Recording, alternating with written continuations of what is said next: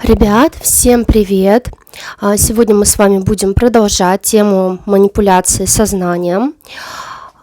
Итак, как я уже говорила в прошлом ролике, лярвы нужны в первую очередь для того, чтобы манипулировать сознанием человека. Это как алгоритмы воздействия. То есть, помните, мы с вами рассматривали болезни и то, что когда болезнь вообще приходит, это как алгоритм определенный, который в человеке вызывает процессы, да. Это как что-то типа порчи, то есть, по сути, болезнь там или алгоритм какой-то, это что-то типа порчи, то есть это когда кодировка энергетическая начинает определенные процессы запускать в энергетическом поле и в энергетическом теле человека. Но когда мы говорим о какой-то энергетической программе, она просто как программа, как алгоритм работает. То есть у нее нет интеллекта, у нее нет момента воздействия. Она как общее поле какое-то информационное, понимаете? То есть это какая-то общая среда. Допустим, это если сравнивать с чем-то, да, определенным, то это как будто вы берете и в вашем, грубо говоря, вас обливают там холодной или горячей водой, либо вы заходите в комнату, и в комнате в этой начинают, комната это ваше энергетическое пространство, да, в вашей комнате начинают поставили обогреватель какой-то или что-то и начали нагревать воздух, либо наоборот его охлаждать, либо допустим, газа какого-нибудь, знаете, дыма напустили, то есть вы начали задыхаться, кряхтеть. То есть это какое-то изменение состояния, да, то есть вашей энергетической оболочки, нежели что-то такое. То есть это, грубо говоря, алгоритмы, именно если мы говорим про алгоритмы какие-то энергетические, то это больше такое направление на изменение энергетического состояния, то есть нежели на создание каких-то сущностей или еще чего-то. Это я просто для того, чтобы вам объяснить вообще, в чем разница, да, между алгоритмами какими-то, если мы берем просто алгоритмическую магию в плане, допустим, сформировать какую-то кодировку на болезнь, или еще на что-то. Допустим, вот такие вот кодировки, вот как я вам сказала, да, что ваше просто энергополе вторгается какая-то штука, и допустим, задымление, загазованность какая-то создается, что вы сидите и кашляете просто в этом вот энергетическом пространстве, либо вам невыносимо жарко становится, либо невыносимо холодно и так далее, да, но на разные состояния, допустим, общее энергетическое пространство, страха, паники создать, еще чего-то, то есть какие-то но это больше общее энергоинформационное поле, либо какое-то энергоинформационное поле внутри одного человека создать в его энергетическом пространстве. Понимаете, о чем я?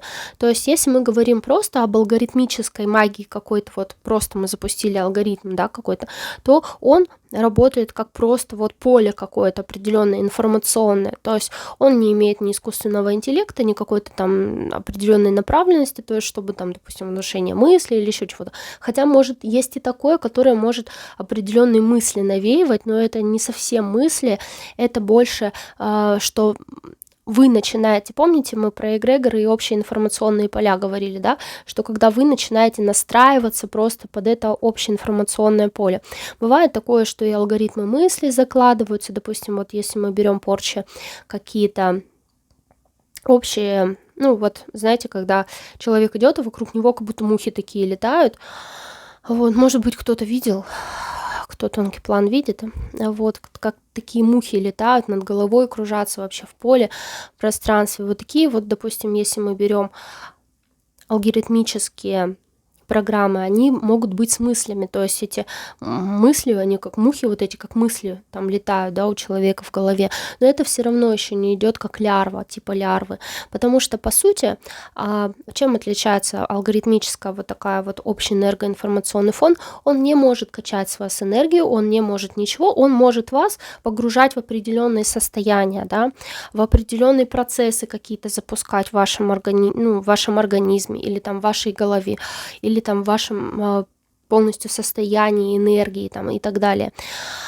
Это нехорошие штуки, и если мы берем вообще общий фон, то, наверное, даже этот коридор волшебных затмений, который у нас был, многие видящие, кто видит, на самом деле, видит тонкий план, они видели, что начались какие-то вот такие вот непонятные движения, и вот такой вот магии, то есть именно алгоритмической, энергоинформационной, да, вот таких вот составляющих, их просто очень много вылилось. Они выглядели и как черный дым, и как какой-то там непонятный жидкий, как гуталин, деготь какой-то там прилипающий, ну, то есть вот такой вот.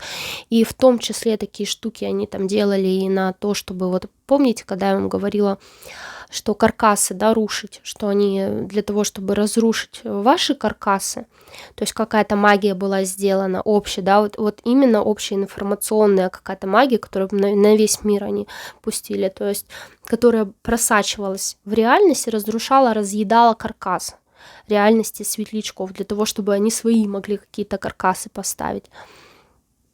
То есть других людей свои установить. И тут вот момент, что обычно такая магия, либо она может быть целенаправленная, либо она такая разрозненная, направленная на большое количество людей, либо что, но это все-таки общий энергоинформационный фон, он может вас подтолкнуть чисто на ту кодировку, которая ему задана, он может еще что-то, но он не может, допустим, манипулировать вами как марионеткой, да, в чем-то, то есть потому что он, в том или ином виде все равно является узконаправленным, то есть определенно имеет алгоритмику и не нацелен, то есть у него нет единого какого-то интеллекта, он только содержит намерение вообще и энергию и намерение того, кто его посылает. Вот. Поэтому такой магией, сильно далеко не уедешь, потому что она все равно развеивается, потому что она все равно, она где-то что-то вот этот вот, допустим, процессы какие-то запускает. Если, опять же, человек принимает эти процессы, да, кто-то не принимает, они на него не работают, естественно. То же самое, что с лярвой, но это уже второй вопрос. И вся вот эта вот алгоритмика, она дает дополнительные, допустим, этим магам темным, которые здесь решили все захватить, какие-то плюсы, но тем не менее она не дает какого-то прям вот вау результата. Поэтому задействуется второй вид, это лярвы, да. Лярвы, то, что я вам говорила, это конкретная уже энергия в виде искусственного интеллекта, которую делают, которые уже, можно сказать, там, как Франкенштейн, я живой, да, и вот она там, медузка-осьминожка, там более сложные лярвы и так далее и тому подобное.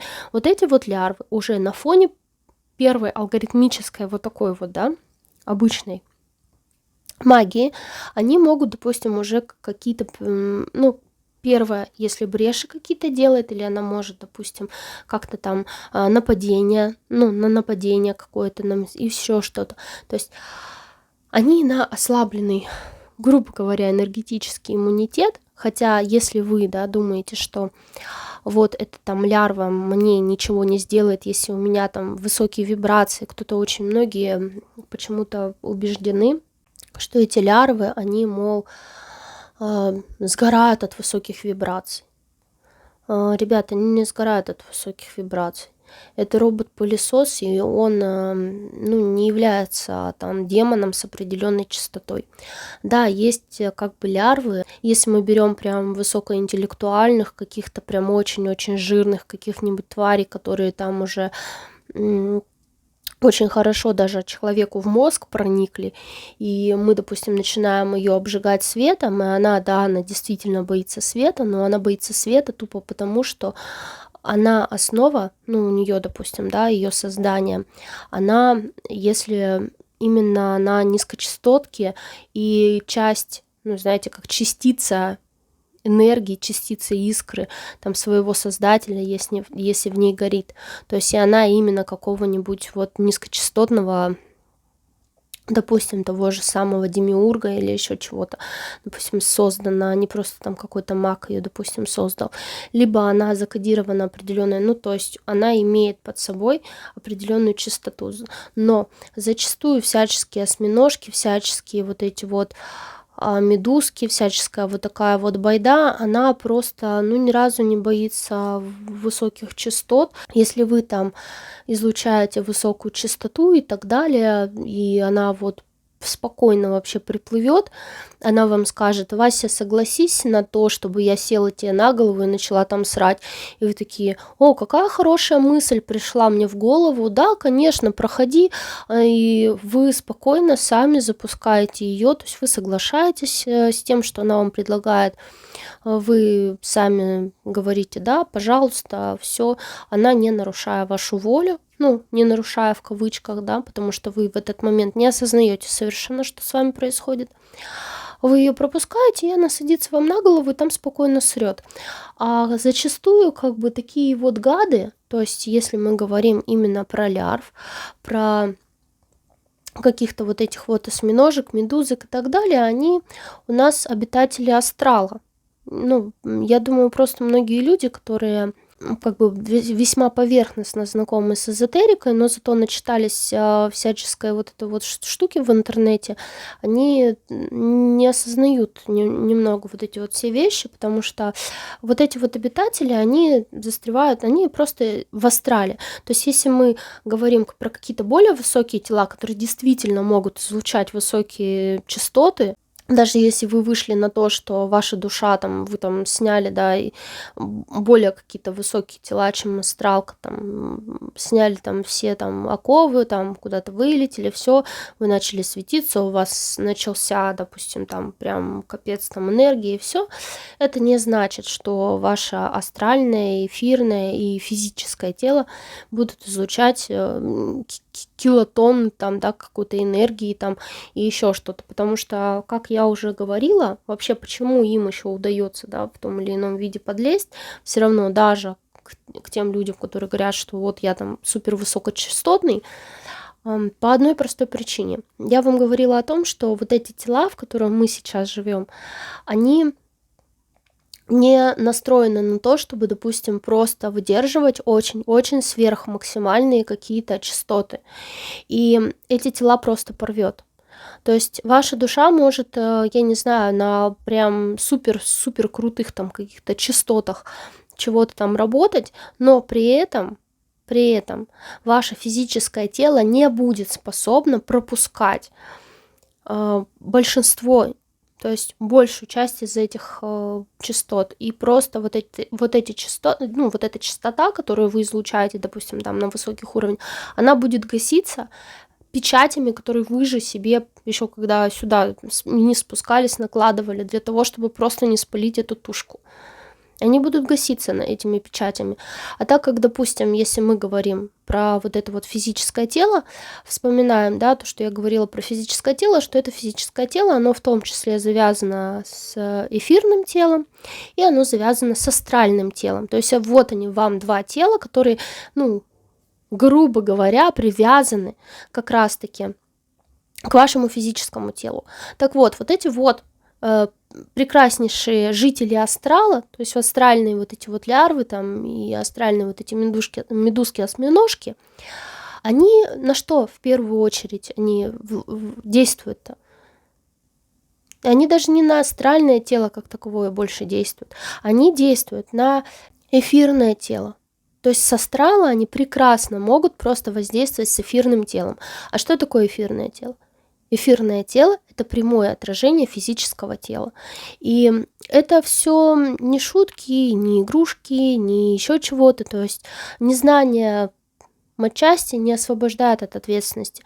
А так как ваше эфирное тело, на которое они воздействуют, оно по сути точно так же оно является прямым отражением физического, и так как оно как раз-таки и находится, можно сказать, вот энергетическая первая матрешка внутри этого физического, которая держит сам вот этот вот мясной костюмчик, то как раз-таки оно и не способно. На нем стоят вот эти вот заглушки в основном, ну не только на нем, на астральном тоже, но тем не менее, на нем и состоит основные вот эти вот заглушки для того, чтобы не спалить вашу физическую тушку. И то есть, пребывая на эфирке, допустим, ну, на астралке, да, воздействуя на эфирку, эти сущности не будут получать ровным счетом, ну, никаких ударных волн, там, супер ваших драпировых вибраций, которые бы их убили. Потому что, ну, создатели этих всех существ, они тоже далеко не дебилы, они прекрасно знают пропускную способность этих тел и насколько там, допустим, вот этих вот условных гигагерц надо настроить или можно настроить всех вот этих вот гадов для того, чтобы они прекрасно функционировали на тех частотах, которые может выдерживать ваше тело. И еще, допустим, такой момент, что, ну да, вот как я сказала, некоторые вот эти твари, они, если созданы магами там, ну вот, допустим, кем-то, или там с частичками какой-то демонической энергии, или там с частичками ну вот именно какой-то очень-очень низкой частоты, и то есть они, допустим, сделаны для того, чтобы на какой-то очень-очень низкой частоте от нее воздействовать. То есть, ну, допустим, если у них действительно там такие какие-то очень серьезные загоны есть, да, им может быть физически неприятно или физически даже больно находиться в пределах частот уже, допустим, человеческого тела, которое начинает там, ну, эфирного тела, начинает уже на какой-то более высокой, ну, допустимой, да, высокой частоте для вот этого вот тела функционировать. Но они, это скорее исключение, но и это такие, знаете, твари, которые там полностью захватывают сознание, полностью прям уже управляют человеком, то есть там уже от самого человека-то мало остается, там уже лярва просто сидит, и она им уже одела его просто этот костюм уже и сама ходит, понимаете, и уже сама его, там уже у человека от его мозгов-то мало остается. То есть там уже полностью и ртом его вещает, и глазами, и все, ну, то есть там прям щупальца в мозгу до самого этого, не балуйся, понимаете? То есть там уже полностью искусственный интеллект управляет человеком. Вот эти, да, они боятся, допустим, каких-то высоких частот, и их можно вот этим напугать. А какую-нибудь, ну, среднестатистическую медузку-осьминожку, ей вообще ни горячо, ни холодно будет от того, что вы ее там будете пытаться что-то с ней сделать. То есть это только направленное, допустим, какое-то действие или направленные какие-нибудь вот сгорания, но это уже не от своего собственного тела. И как показывает практика, опять же, вот эти вот все... Да, вы там говорите, что вот я там вокруг себя там какой-то там, значит, сделал там какую-то штуку, которая там горит, и все, что там влетает в моё поле, сгорает. Типа, ну, оно не особо работает. Почему? Потому что вы сами их приглашаете. То есть вы говорите, вот все, что там входит вот в это поле, оно там, ну, которое там против моей воли там пытается залезть, оно сгорает. Но против вашей воли. А есть такие, которые они подходят и не видят забор под напряжением. Не входи, убьет. И тут же говорят, подумай о том, что Маша говно. И вы такие, Маша говно. Все, заходи, гостем будешь. Все, какой забор под высоким напряжением? Вы распахнули объятия, она зашла, вы обнялись и любите друг друга. Все, большего не надо. То есть все вот эти штуки, они не работают. А ей для того, чтобы внедриться, у вас естественная защита примерно так же должна работать. Ну, то есть естественная защита работает так, что через нее никто ничего не может зайти без вашего на то согласия. Ну, вот они и выпрашивают его. Это все очень-очень у них поставлено на поток. Вот, поэтому, ребят, все вот эти вот штуки про то, что вот там вот эти вот лярвы, вот это вот все, оно как-то вот сгорает от высоких вибраций, оно там вот помирает, все, вот просто ничего не надо делать, не надо там волю свою изъявлять, ничего не надо, вот просто там сидите, значит, я вот светлячок, я сияю, я светлый, ко мне никакая зараза не липнет. Нет, ребят, липнет, ну вот как-то вот эти вот, когда вы говорите заблуждения, очень многие начинают в это уходить и в какой-то не то что собственной неприкосновенности начинают верить, а начинают верить, что вот ко мне ничего не липнет, и все, что я думаю, все, что я чистый. Я чистый. А если я чистый, значит, я все думаю правильно, значит, у меня все в голове в моей правильно, значит, то, что я думаю, что Маша овца, значит, Маша овца, а не потому, что там какая-то лярва ко мне присосалась. Ну, ко мне же ничего присосаться не может, поэтому Маша овца на самом деле, как бы это ни прискорбно было, думать об этом, да. И некоторые всерьез начинают в это верить, и их на этом ловят. То есть их на этом ловят, и потом на них спокойно сидят гады и жируют, и точно так же, как и на всех там других людей, которые сидят и даже не знают о том, что на них какие-то гады. То есть одни только сидят и думают, что я там без гадов, да, у меня все хорошо, я такой тут чистый сижу, и на мне никакие гады не паразитируют, и все, а на них сидят и также паразитируют, и только они думают, что нет. А другие, допустим, они просто живут и думают, что все, что в их голове происходит, это их мысли, это их чувства, и что все очень-очень плохо, и все, ну, никаких гадов вообще не существует, и это все я. То есть и те люди находятся в моменте заблуждения. Это не значит, что мы должны прям уходить там в какую-то борьбу там или говорить, вот, все там, значит, я там вечно должен уйти в какую-то вот чистку, я там должен, значит, там постоянно там сидеть и утром, в обед и вечером там читать какие-то аффирмации или там какие-то там бумажки на то, чтобы там разрывать контракты там вечно и уйти вот в какой-то вот такой вот, знаете, круговорот вечного отстаивания себя или борьбы там с этими тварями. Многих и на этом ловят, то есть на бесконечном вот таком вот круговороте просто лярв во вселенной, когда человек просто начинает слишком на этом всем зацикливаться, и у него все уходит вообще в сплошную борьбу, и он в этой борьбе застревает, и у многих вообще просто крышу, наверное, сносит по этой теме. Поэтому это тоже ничего хорошего нет.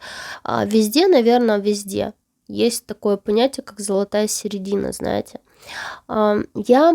Лично я склоняюсь к тому, что, по сути, само вот это вот понимание, то, что мы боремся там с вот этими лярвами и прочее, это, знаете, это просто следи за собой и будь осторожен.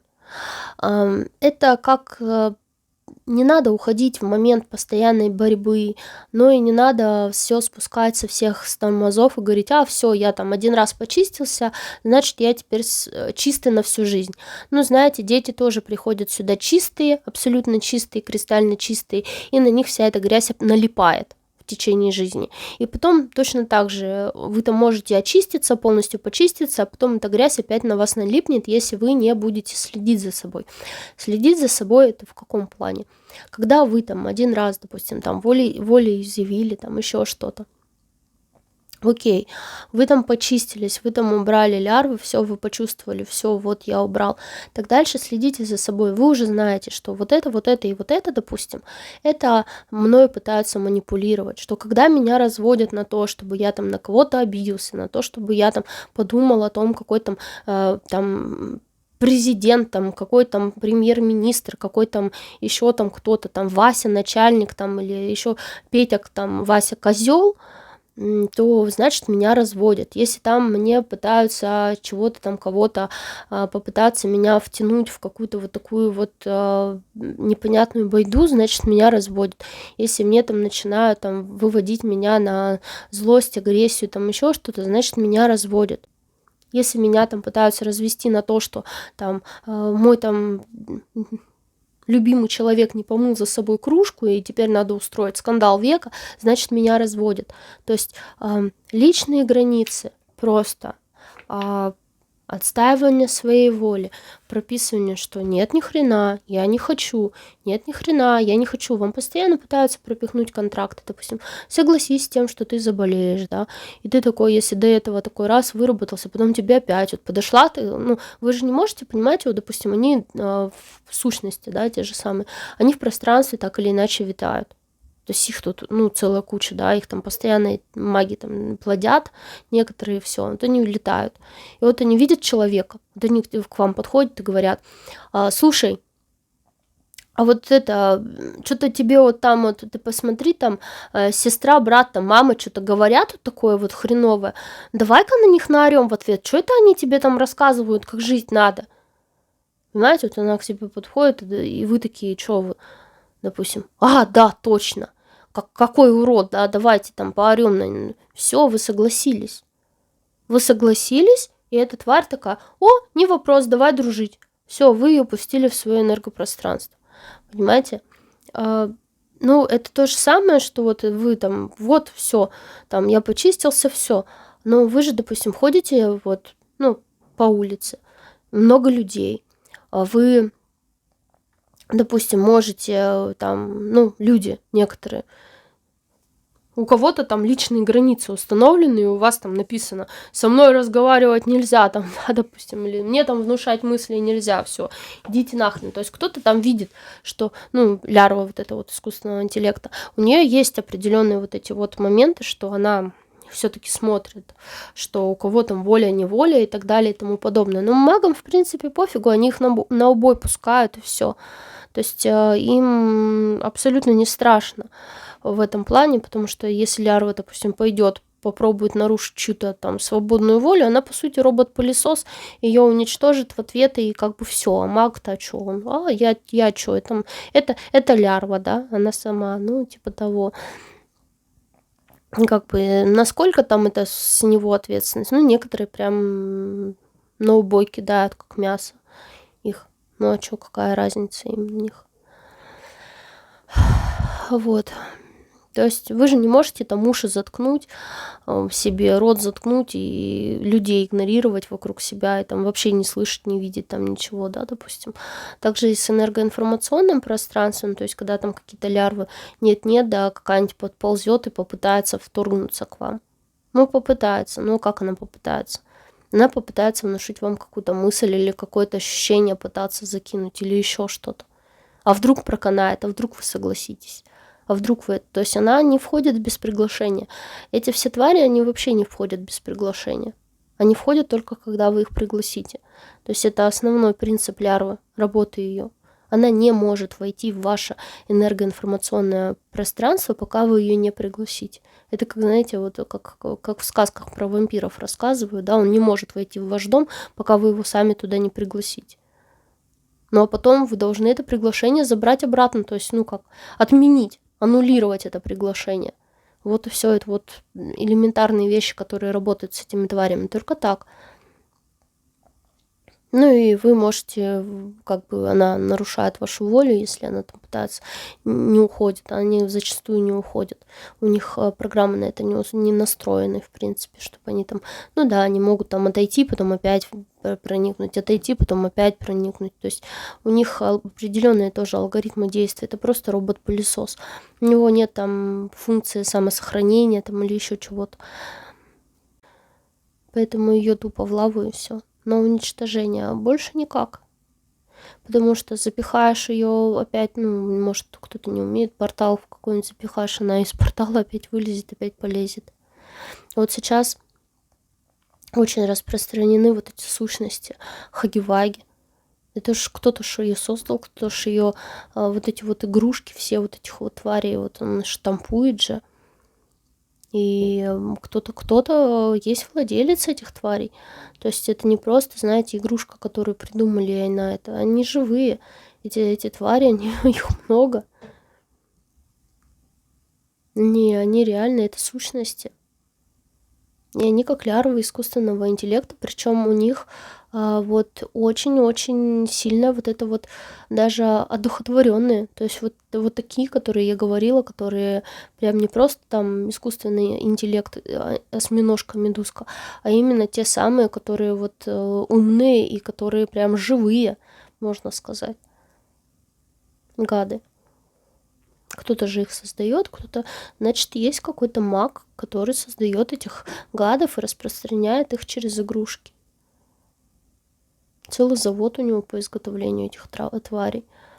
Вот так вот. Такие дела. Просто, кстати, про вот этих вот тоже гадов, про игрушки, про эти хотелось бы отдельный ролик снять, потому что очень-очень много сейчас людей, родителей не понимают всей важности вот этих вот моментов с всякими кисями-мисями, вот этими вот хагами-вагами и прочей ерундой. Они думают, что это, ну, это просто игрушка, но на самом деле все гораздо глубже, и это не просто игрушка, это целая индустрия по внедрению вот этих вот гадов в энергетику ребенка, причем побыстрее, с самого детства, чтобы они сами этих монстров себе брали, на шею вешали и еще и радовались от этого. Но об этом мы с вами в другом, да, видео поговорим. Вот. Здесь вот как бы тоже там вам побольше рассказала вообще про лярв, про вот эти энергоинформационные поля магические и прочее. Для того, чтобы вы понимали, почему не работают те или иные способы, допустим, которые вам говорят, что вот используйте те или иные способы для борьбы с вот этими вот гадами. А также многие уже меня спрашивали, что когда мы уже будем затрагивать такие темы, как намерение, когда мы будем затрагивать такие темы, как изменение мышления и прочее. Вот эти темы, которые мы сейчас с вами разбираем про манипуляцию сознания, это и есть, ну, грубо говоря, предисловие к тому, чтобы разбираться именно с образом мышления и изменением образа мышления. То есть для того, чтобы понять, как вообще и что не так с мышлением или как менять образ мысли, нужно сначала понять, как манипулируют вашим мышлением и как манипулируют вообще образом мысли, для чего это делают и почему, для того, чтобы потом начать работать над собой более продуктивно. И также вот в этих вот роликах, которые я выпускаю по теме манипулирования сознания, я даю тоже очень-очень много всего для того, чтобы вы могли понять какую-то информацию, взять о том, как нужно изменить мышление для того, чтобы выйти из системы. Ну а кому хочется вот прямо сейчас уже начать какие-то действия, какие-то практические советы и прочее нужно, то проходите по ссылкам под видео, подписывайтесь на мой телеграм-канал, подписывайтесь на мой запрещенный официально в России инстаграм-канал. Там я сейчас выкладываю маленькие статьи как раз-таки по темам намерения, по темам изменения мышления и прочее. И это не просто какие-то аффирмации, это реальные инструменты, которые я даю для работы над собой. И также напоминаю, что сегодня последний день, когда вы еще можете записаться на участие в моем проекте «Босс». Как раз-таки этот проект тоже будет полностью, вообще целиком и полностью он направлен на изменение мышления и выход из вот этой вот негативной системы. Ну а на этом у меня на сегодня все. Всех вас люблю. До скорых встреч. Ваша Надежда Солнечная.